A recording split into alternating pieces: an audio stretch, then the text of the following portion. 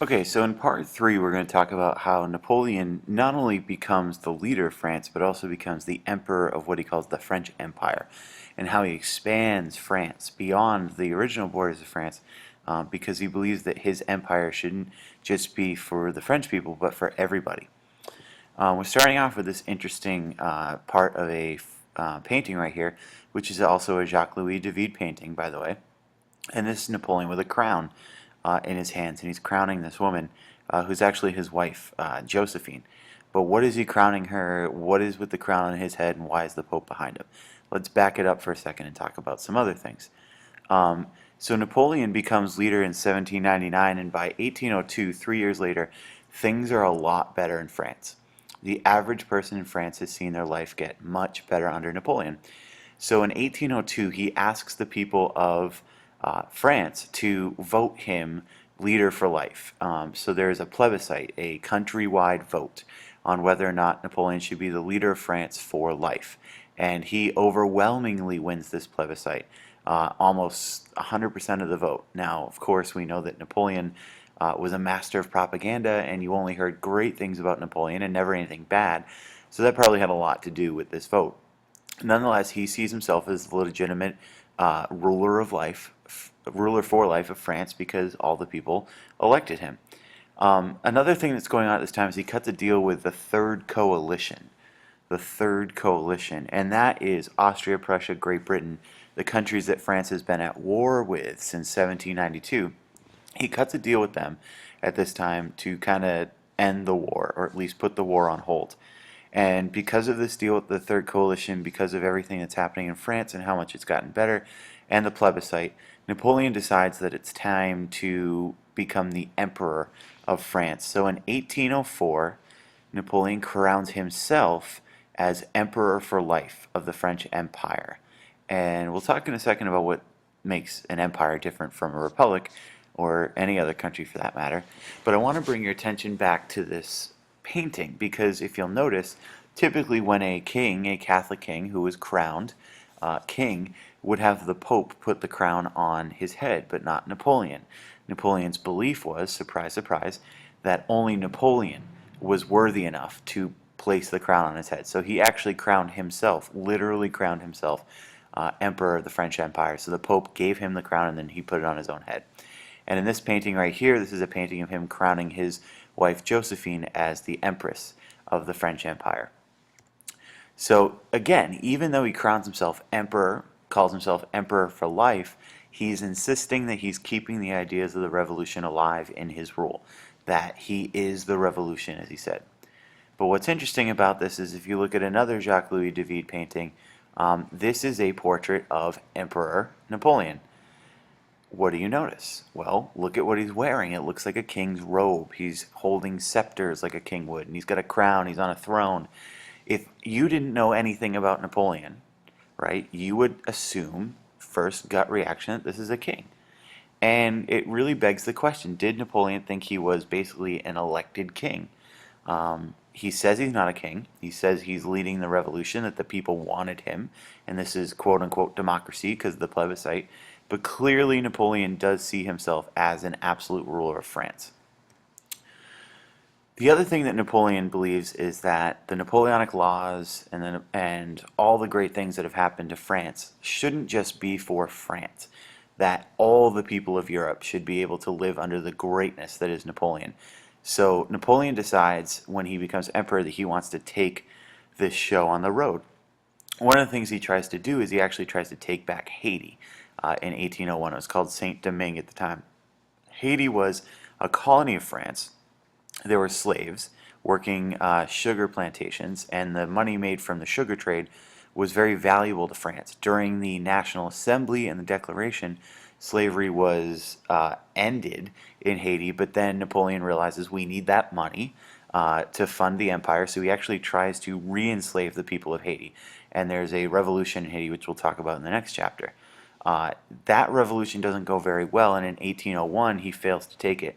So he cuts a deal with the Haitians, and he says that you can be free, but you need to keep paying France a certain amount of money, or we're going to come back and take Haiti again. And this is part of the reason why Haiti is so poor today. It's the poorest country in the Western Hemisphere because after this revolution in Haiti, most of the plantations were destroyed in the war, and those that weren't destroyed, all the money was going back to France to make sure that they didn't come back and colonize it. So he has to pay for this revolution in Haiti. He has to make the money back. And he knows he doesn't want to build an empire in America, and France owns a lot of land in America, all the way from the Mississippi River out to the Pacific coast. So he actually sells all that land to the United States for cheap. And in America, we know this as the Louisiana Purchase in 1803, the Louisiana Purchase. Sells all this land for 3 cents an acre, $15 million to Thomas Jefferson. And what's he going to use that money for? He's going to use it to expand the empire in Europe, to fund a military campaign to take over other parts of Europe. So how does he try to expand this empire? As you can see, his deal with the Third Coalition falls apart when he starts to try to spread the revolution across Europe. Some important battles here: the Battle of Austerlitz at 1805, when Napoleon crushes Allied forces in Austria. He is actually, think about it, during the revolution, Austria was on the doorstep of Paris with Prussia, and now France is so strong under Napoleon that they are actually winning battles in Austria. They are invading Austria. They are pushing into Prussia. And the Battle of Austerlitz is one of those important battles. By 1805, Napoleon actually controls most of Europe. And other countries are forced to keep peace with him, or he's going to invade them too. The only big loss that Napoleon really seems to face at this time is the Battle of Trafalgar in 1805. It's a naval battle off the coast of Spain by Gibraltar, kind of like where Spain meets North Africa.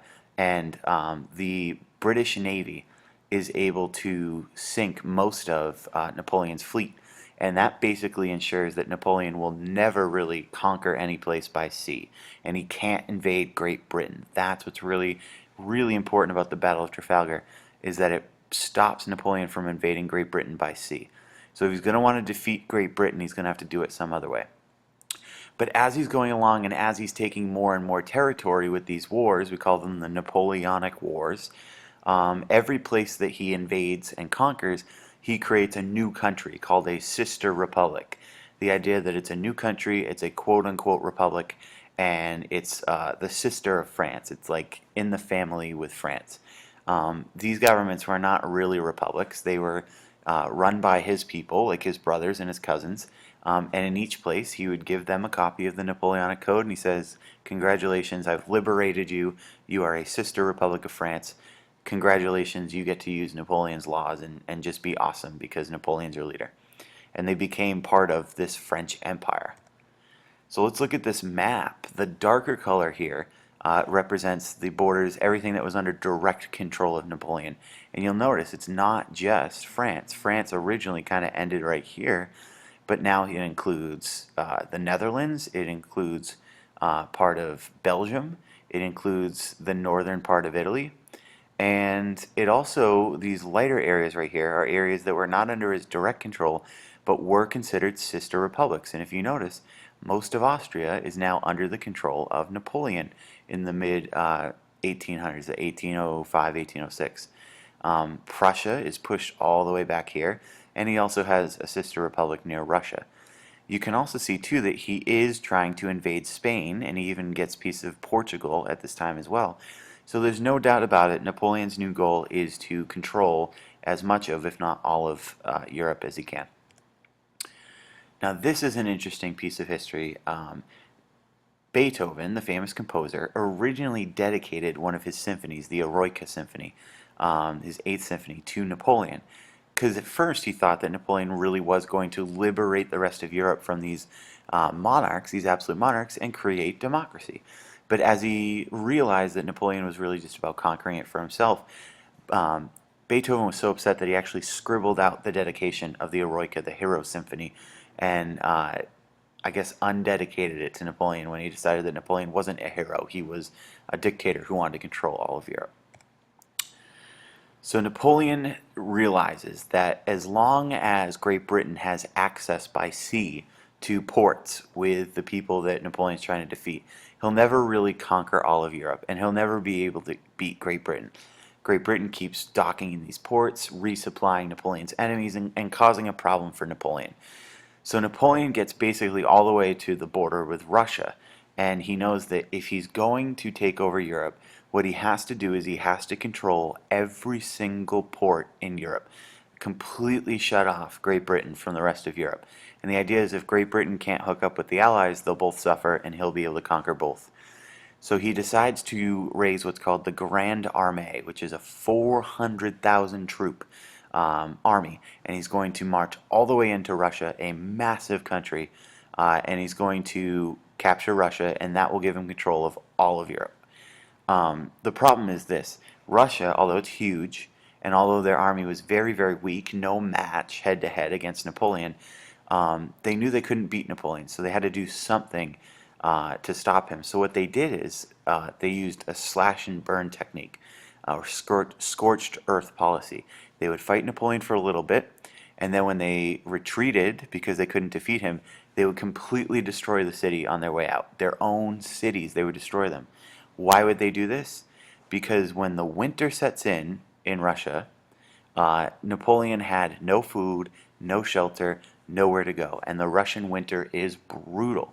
So with many of his troops dying of hypothermia and starvation, he's eventually forced to retreat. And as he retreats, then the Russian army hits him as hard as they can on his way out. This is an embarrassing disaster of a loss for Napoleon.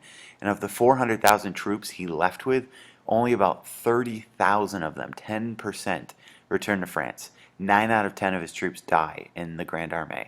No matter how good you are at propaganda, you cannot hide this from the French people. And it's clear that Napoleon's days are numbered. So what is his big downfall? It was the campaign in Russia. Here's a very defeated Napoleon on his retreat from Russia. So eventually the coalition, the Fifth Coalition of Nations, defeats Napoleon after this. He is exiled to an island called Elba in the Mediterranean. He doesn't stay there very long. He escapes this island, returns to France, and as he's facing his army, there's a tense moment.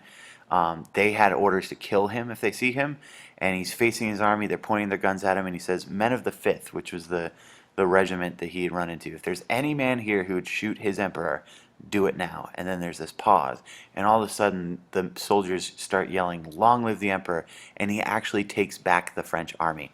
And that leads to the 100 Days campaign, when for 100 days Napoleon mounts a new military campaign to once again try to take over Europe. Eventually he's defeated at the Battle of Waterloo, a very famous battle where he misjudged some things against the Duke of from Prussia, and he is defeated at Waterloo. He is then exiled to St. Helena, an island controlled by the British, all the way in the South Atlantic. This dot right here, that's St. Helena. They want to make sure that this guy never made it back to Europe. And he didn't. He died on the island of St. Helena.